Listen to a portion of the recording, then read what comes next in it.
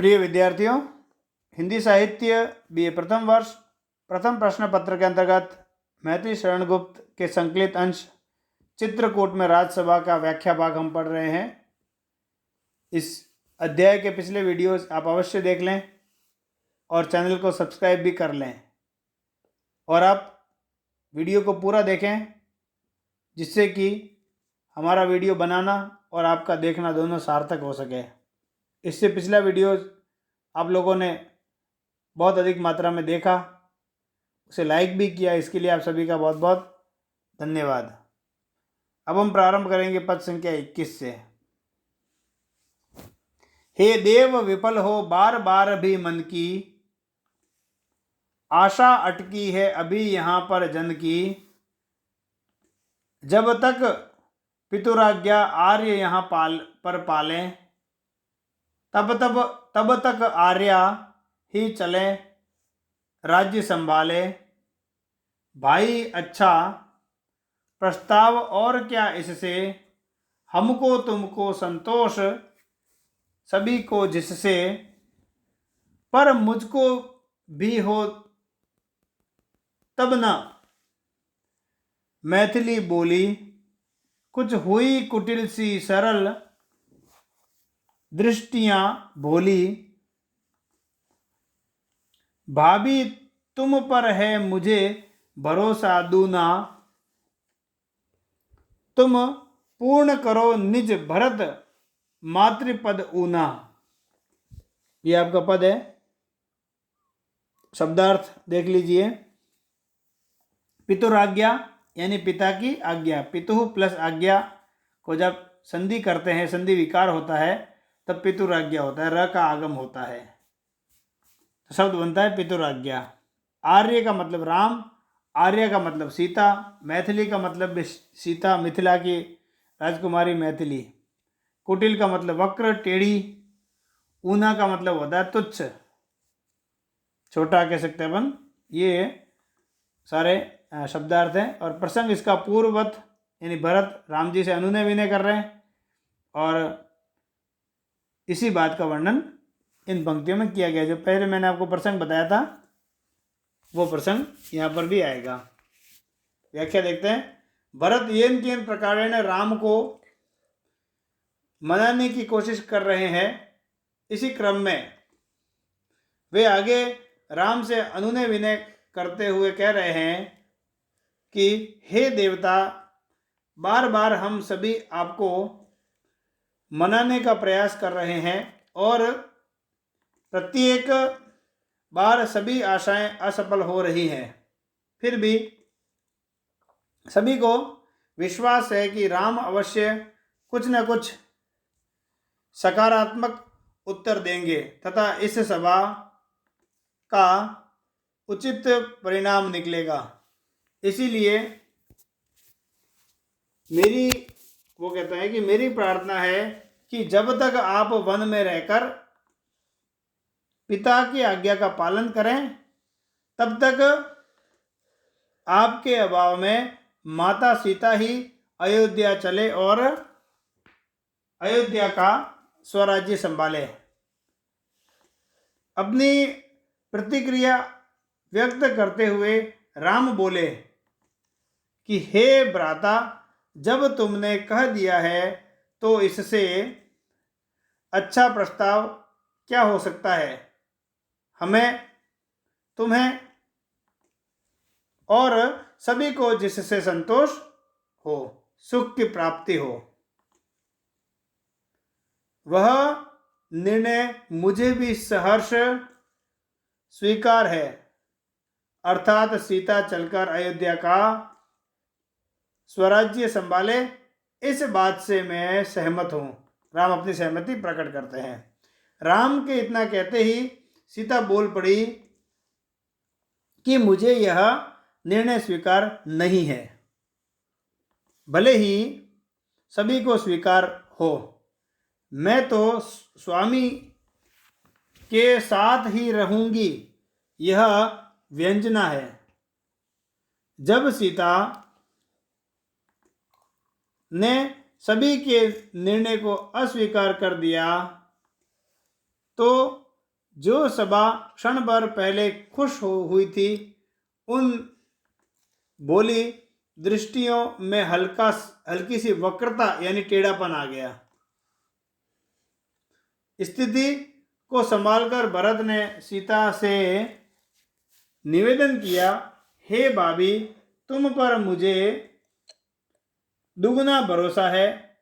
जो कार्य राम ने नहीं किया वह तुम पूर्ण करोगी तथा अयोध्या चलकर भरत की माता का तुच्छ पद शोभायमान करोगी।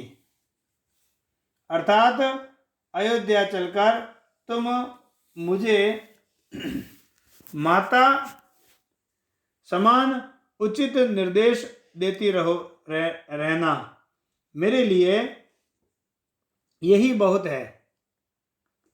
और यहाँ पर विशेष की बात करें तो भरत की उचित सलाह को सभी के द्वारा स्वीकार लेने के बाद सीता द्वारा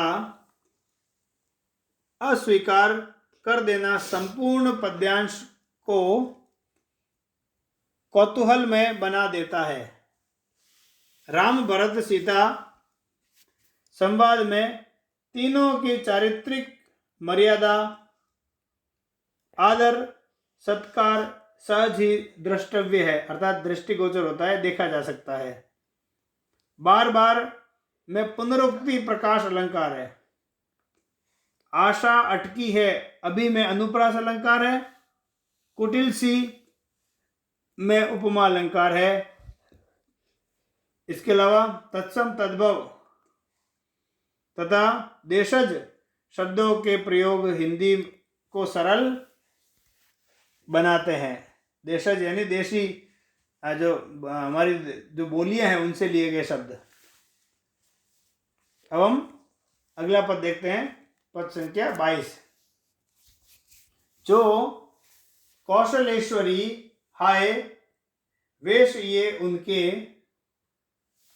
मंडन है अथवा चिन्ह शेष ये उनके, देवर न रुलाओ आह मुझे रोकर यों, कातर होते हो तात पुरुष होकर यों, स्वयमेव राज्य का मूल्य जानते हो तुम, क्यों उसी धूल में मुझे सानते हो तुम। मेरा मंडन सिंदूर बिंदु यह देखो, 100 रत्नों से इसे अधिक तुम लेखो।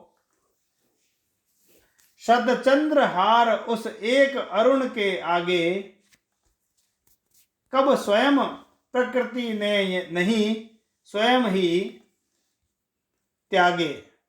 ये पद है, इसके शब्दार्थ पहले देख लें। कौशलेश्वरी यानी कौशल की ईश्वरी, कौशल देश की ईश्वरी अर्थात सीता। वेश तो हमको पता है, श्रृंगार, वेशभूषा, ये सब उसके अंतर्गत आते हैं। मंडन का मतलब होता है वस्त्र या आभूषण, कातर यानी कायर, और सानते का मतलब होता है मिलाना, लेखों का मतलब होता है जानो, और शत यानी सैकड़ों, अरुण का मतलब होता है सूर्य, जो उगता हुआ सूर्य होता है लाल रंग का, उसे बोलते हैं अरुण। और ये राम के लिए शब्द प्रयुक्त हुआ है। प्रसंग पूर्वत है, यहाँ पर भरत और सीता का वार्तालाप है यहाँ पर, और जो पहले प्रसंग था उसी क्रम में आगे बात बढ़ रही है। तो मैंने बहुत सारे पदों में प्रसंग आपको बताया, तो उसके अनुसार आप इसका प्रसंग लिख सकते हैं। व्याख्या देख लेते हैं। भरत की प्रत्येक बात व विनय को जब राम वाग चातुर्य से टाल जाते हैं, तब कोई आशा उनकी तरफ से नहीं देखकर भरत माता सीता से विनय करते हैं। भरत सीता से कह रहे हैं कि हे माता कौशलेश्वरी, आपकी यह क्या दशा हो गई है। कौशल की अधीश्वरी अर्थात रानी होने के कारण जिस सीता को राजसी वस्त्राभूषण धारण करने चाहिए, उसके शरीर पर नाम मात्र के वस्त्र हैं। ये वस्त्र है या वस्त्रों के चिन्ह मात्र है। भरत सीता को दरिद्र अवस्था में देखकर दुखी हैं कि जिसके शरीर पर राजसी वस्त्र आभूषण होने चाहिए, उसी शरीर पर उसके अवशेष मात्र हैं। सीता अपने प्रति देवर के यह सहृदय वचन सुनकर कहने लगी कि हे देवर, स्वयं ही रोकर मुझे मत रुलाओ। मैं पहले से दुखी हूं और दुखी ना करो। तुम तो पुरुष हो जो पौरुष को धारण करता है, फिर कायर क्यों बन रहे हो? कातर यानी कायर। या तुम्हें तो पुरुष होने से कठोर रहना चाहिए। वह आगे कहती है,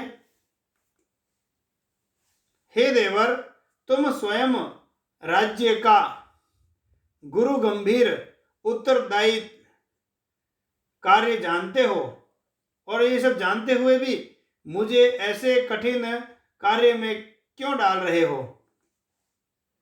अर्थात राज्य संभालना कोई छोटा कार्य नहीं है।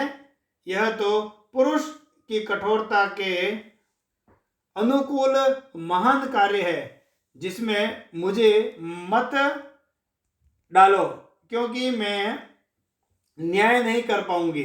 अर्थात वो राज्य संचालन का कार्य मेरे से नहीं होगा। राज्यासन पर फिर तुम कहते हो कि मैं श्रृंगार रहित कम वस्त्रों में लिपटी हुई हूं और दुखी हूं। तो सुनो, राम की ओर संकेत करते हुए कहती है कि हे मेरे पूर्ण वस्त्र, ये मेरे पूर्ण वस्त्र और आभूषण हैं, और यही मेरे माथे की चमकती उज्जवल व सिंदूर रेखा है। अर्थात श्री राम ही मेरे लिए वस्त्र आभूषण है और वही मेरी सिंदूर की रेखा भी है। 100 रत्नों से अधिक मूल्यवान रत्न मेरे पास है, तथा सैकड़ों चंद्रहार इस एक सूर्य के आगे फीके हैं। और स्वयं प्रकृति इस अमूल्य रत्न आभूषण को देखकर अपनी श्रृंगारिक वस्तुओं को त्याग देती है। अर्थात वे सबसे बड़े श्रृंगार है। अर्थात राम के रहते मुझे किसी की कमी महसूस नहीं होती। मैं पूर्ण हूँ। विशेष में कह सकते हैं कि भरत और सीता के बीच देवर भौजाई के साथ पुत्र माता का पवित्र बंधन दर्शाया गया है। सीता की पति परायणता प्रकट हुई है कि यह राम को समस्त ऐश्वर्य के समक्ष अत्यधिक मूल्यवान मानती है। या अर्थात राम जो है वो समस्त ऐश्वर्य से बढ़कर है, अमूल्य है। प्रथम, तृतीय, चतुर्थ एवं नवम पंक्तियों में अनुप्रास तथा सी जो जहाँ पर सी होता है, जैसी, इस प्रकार की जो बातें होती है वहाँ पर उपमा अलंकार होता है, और यहाँ पर सी में पुनरुक्ति प्रकाश अलंकार है। यानी जहाँ तुलना होती है वहाँ तो उपमा होती है, किसी की उपमा दी जाती है, और जहाँ पर बार बार आवृत्ति होती है वहाँ पुनरुक्ति प्रकाश अलंकार होता है। इसकी भाषा भावानुकूल, सहज, स्पष्ट, प्रभावशाली है और शैली संवादात्मक है। तो आप सब इस वीडियो के अंत तक बने रहे। आप सभी का धन्यवाद। अगले वीडियो में हम इसके जो शेष बचे हुए पद हैं उनकी व्याख्या करेंगे। एक बार पुनः आप सभी का धन्यवाद।